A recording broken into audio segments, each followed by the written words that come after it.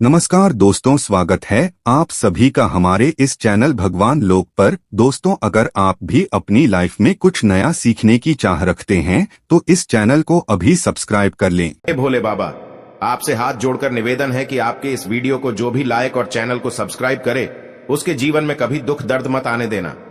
दोस्तों, पूरे 500 सालों के बाद बन रहा है दिव्य दुर्लभ महाशुभ संयोग 13 नवंबर बड़ा सोमवार कार्तिक अमावस्या सोमवती अमावस्या।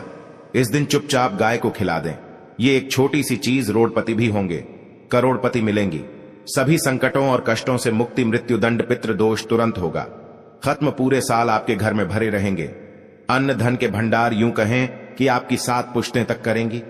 रुपयों पैसों पर राज मां लक्ष्मी के आशीर्वाद से आपकी 7 पीढ़ियों तक बैंक बैलेंस बढ़ता चला जाएगा। सभी दुख दर्द संकट कष्ट होंगे दूर और सुख आपके कदमों में आ जाएंगे। सुख आपके कदम चूमेंगे यदि आप यह एक छोटी सी चीज गाय को खिला देते हैं। 13 नवंबर बड़ा सोमवार कार्तिक अमावस्या सोमवती अमावस्या के दिन दोस्तों, यकीन मानिए तत्काल गरीबी समाप्त हो जाएगी। आपके जीवन से गरीबी का नामो निशान खत्म हो जाएगा। गरीबी जड़ से दूर हो जाएगी हमेशा के लिए यदि आप एक छोटी सी चीज यानी कि 13 नवंबर बड़ा सोमवार कार्तिक अमावस्या सोमवती अमावस्या के दिन गाय को खिला देते हैं। दोस्तों, इस बार का सोमवती अमावस्या है, बहुत ही दुर्लभ संयोग में है। आपके जीवन से तत्काल गरीबी को समाप्त कर देगी। ये मान ले आप गाय से जुड़े इन उपायों को यदि आप कर लेते हैं।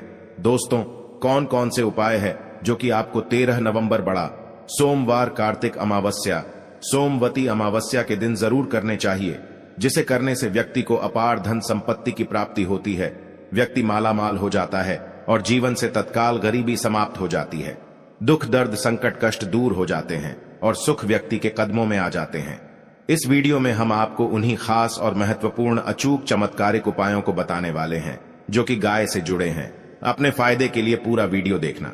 यदि आप चाहते हैं माता लक्ष्मी की कृपा आपको प्राप्त हो, गरीबी आपके जीवन से समाप्त हो जाए, आप धन से मालामाल हो जाए और 7 पीढ़ियों तक बैंक बैलेंस बढ़ता चला जाए, तो दोस्तों वीडियो पूरी देखना। शुरू से अंत तक बीच बीच में से काट कर वीडियो देखोगे तो कोई लाभ नहीं मिलने वाला, तो समय निकालकर पूरा वीडियो देखिए।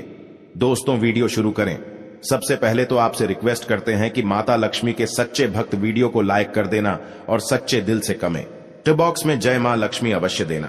माता लक्ष्मी का आशीर्वाद आपको प्राप्त हो सके। और ज्यादा से ज्यादा वीडियो को शेयर जरूर करना, जिससे कि और लोग भी इस वीडियो के माध्यम से लाभ प्राप्त कर सके। दोस्तों, आपको बता दें, वैदिक ज्योतिष में पूरे वर्ष में केवल इसी दिन चंद्रमा 16 कलाओं का होता है और इससे निकलने वाली किरणें अमृत के समान मानी जाती हैं।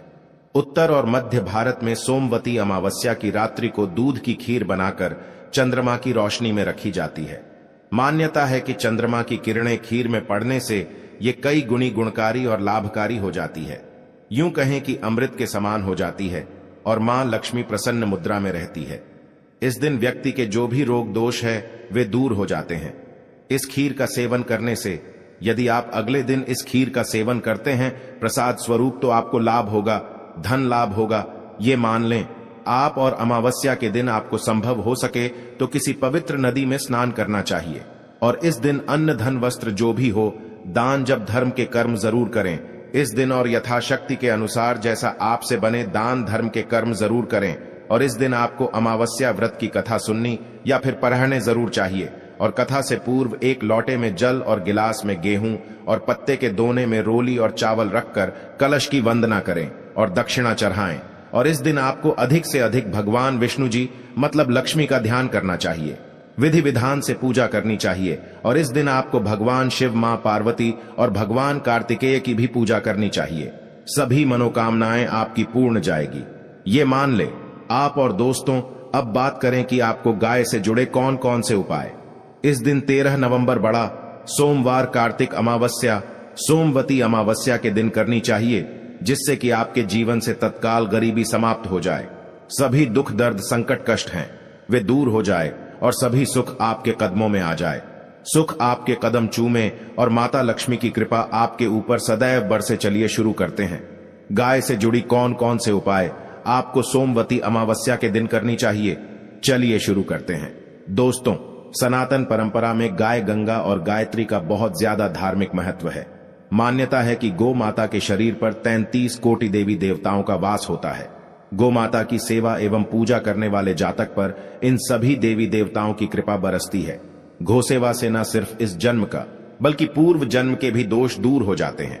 प्रत्येक सुबह जब आपके घर में भोजन बनना प्रारंभ हो तो सबसे पहले बनाई गई रोटी को आप गोमाता के नाम से निकाल दें और भोजन करने से पूर्व गोमाता को इस रोटी को खिलाएं। यदि संभव हो तो काली गाय को खिलाएं। यदि काली गाय ना मिले तो सफेद गाय को भी आप खिला सकते हैं। प्रत्येक पूजा और मांगलिक कार्य में गोमाता या उनसे जुड़ी चीजें जैसे गाय का गोबर, गोमूत्र, गाय का दूध अथवा गाय के दूध से बना घी अवश्य शामिल करें। इससे आपको पुण्य की प्राप्ति होगी। सनातन परंपरा के अनुसार जिस घर में गाय होती है उस घर से जुड़े सभी वास्तु दोष स्वतः ही समाप्त हो जाते हैं। किसी भी पूजा में गाय से प्राप्त पंचगव्य युक्त पदार्थ का उपयोग अवश्य शामिल करें, क्योंकि पंचगव्य के बिना कोई भी पूजा पाठ और हवन सफल नहीं होता। तो वो कृपा पाने के लिए प्रतिदिन, सप्ताह अथवा महीने में परिवार एक बार गौशाला जाने का नियम जरूर बनाएं और वहां गायों को हरा चारा जरूर खिलाएं। इससे आपको शुभ फलों की प्राप्ति होगी और साथ ही साथ गौ सेवा और गोपूजा से 9 ग्रह शांत हो जाते हैं और इनसे जुड़े दोषों का निदान हो जाता है। गर्मियों में गोमाता को पानी पिलाएं और सर्दी में गोमाता को गुड़ अवश्य खिलाएं। ध्यान रखें कि गर्मियों में गाय को गुड़ ना खिलाएं। अनेक देवी देवताओं को अपने शरीर पर धारण करने वाली गोमाता से जुड़े कई शुभ और अशुभ संकेत भी होते हैं। मसलन गाय का दूध दुहते समय यदि गाय ठोकर मार दे और सारा दूध बिखर जाए तो अपशगुन होता है।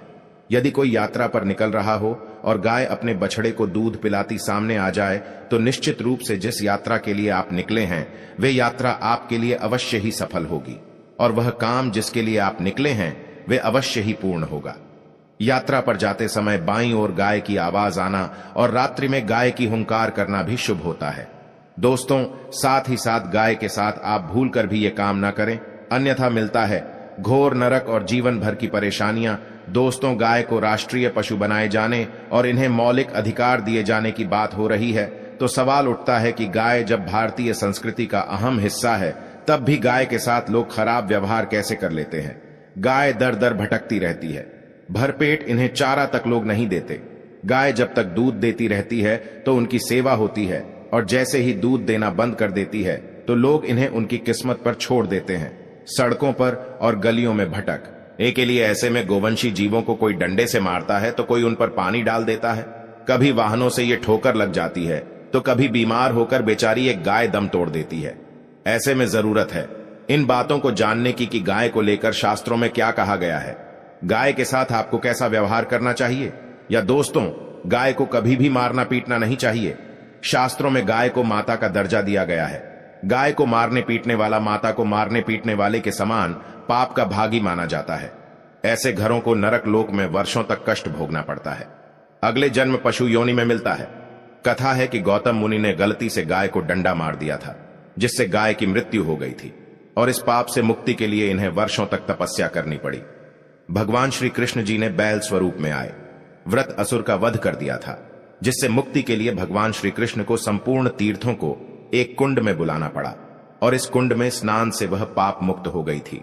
या दोस्तों, साथ ही साथ जो लोग पानी पी रही गाय को भगाते हैं वे घोर पापी के भागी बनकर नरक भोगते हैं, ऐसा पुराण में बताया गया है। जबकि जो लोग गाय के लिए प्याव और चारा बनवाते हैं वह मां भाग्यवान होते हैं।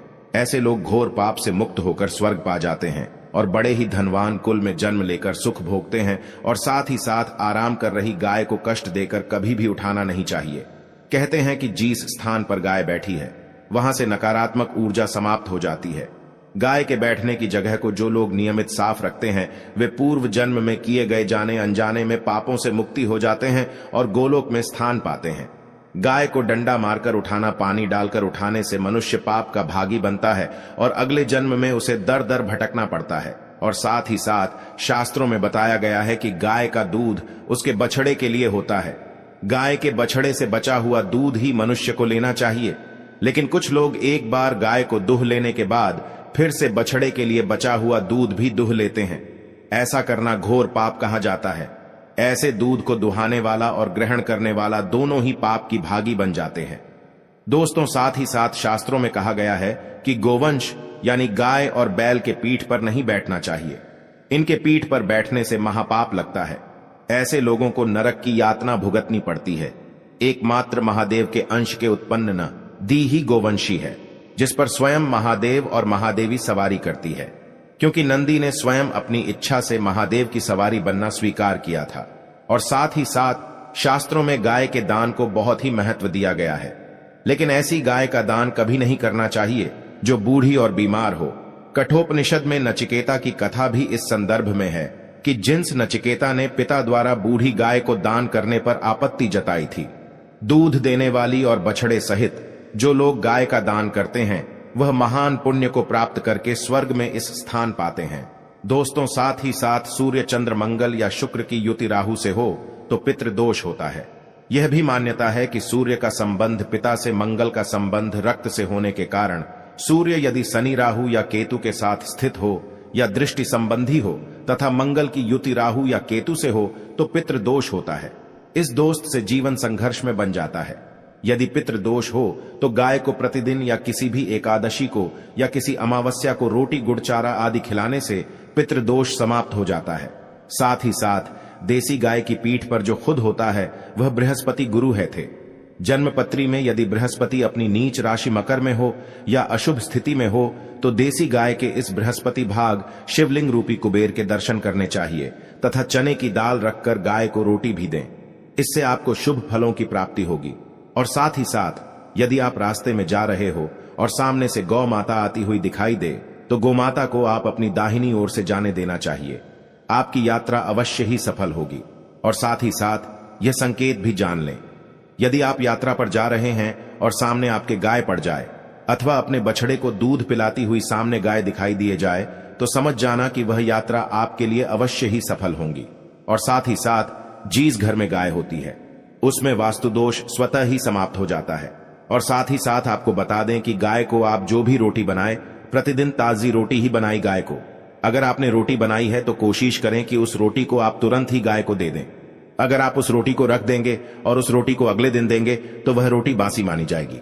गाय को कभी भी बासी रोटी ना दें, इससे घर में नकारात्मक ऊर्जा वास करती है और जो भी कार्य आपके बनने वाले होंगे वह कार्य भी आपके बिल्कुल भी नहीं बनेगी। इससे आपके घर में हमेशा दर्द ऊर्जा का वास रहेगा और आप जी भी कार्य को करेंगे उस कार्य में आपको हमेशा असफलता ही हाथ लगेंगी। इसलिए कोशिश करें गाय को रोजाना ताजी रोटी बनाकर खिलाएं और रोटी को बिल्कुल ना रखें। बासी रोटी गाय को ना दे और साथ ही साथ सड़ी गली चीजें गाय को नहीं खिलानी चाहिए कि घर में कोई फल है, कोई सब्जी है, सो जाए तो लोग क्या करते हैं, गाय को खिला देते हैं। नहीं, ऐसा नहीं करना चाहिए। ऐसा करने से यदि आप गाय को खिलाते हैं तो और आप पाप की भागी बन जाते हैं। आप बिल्कुल भी सड़ी गली चीजें गाय को ना खिलाएं और साथ ही साथ आप आटे की लोहिया बनाकर उनके ऊपर हल्दी लगाएं। इसके बाद आप उन 11 को एक एक करके गाय को खिलाएं। प्रत्येक लोई को खिलाते समय गाय के सींगों पर आप हाथ से नहीं, पीठ पर हाथ पे नहीं, मस्तक पर हाथ पैरे माता गाय की आप चरण के स्पष्ट करें।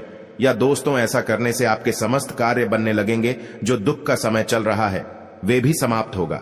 आपके जीवन में खुशी होंगी। और एक बार आप 7 बार गाय की परिक्रमा भी कर लें तो आपके समस्त कार्य पूर्ण होंगे।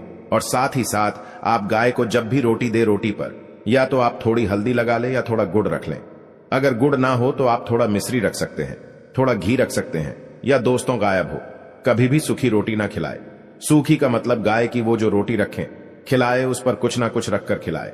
हल्दी रख लें, गुड़ रख लें, मिश्री, घी, अब जो भी रख लें, मतलब खाली रोटी नहीं खिलानी है। ध्यान इस बात का रखें जब भी आपको शुभ फलों की प्राप्ति होगी। या दोस्तों, ये थे गाय से जुड़े कुछ महत्वपूर्ण उपाय, कुछ बातें जिन्हें आपको ध्यान में जरूर रखना चाहिए। या और साथ ही साथ आप गाय को जब भी रोटी दे, रोटी पर या तो आप थोड़ी हल्दी लगा ले या थोड़ा गुड़ रख लें। अगर गुड़ ना हो तो आप थोड़ा मिश्री रख सकते हैं, थोड़ा घी रख सकते हैं। या दोस्तों, गायब हो कभी भी सूखी रोटी ना खिलाए। सूखी का मतलब गाय की वो जो रोटी रखें खिलाए उस पर कुछ ना कुछ रखकर खिलाए।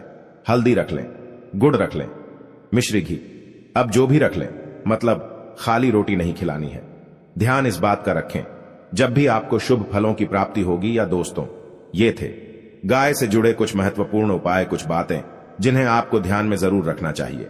दोस्तों, वीडियो अच्छी लगी हो तो वीडियो को लाइक करें, ज्यादा से ज्यादा अपने दोस्तों में शेयर करें। चैनल पर नए हैं तो सब्सक्राइब करें। जय गौ माता, जय मां लक्ष्मी।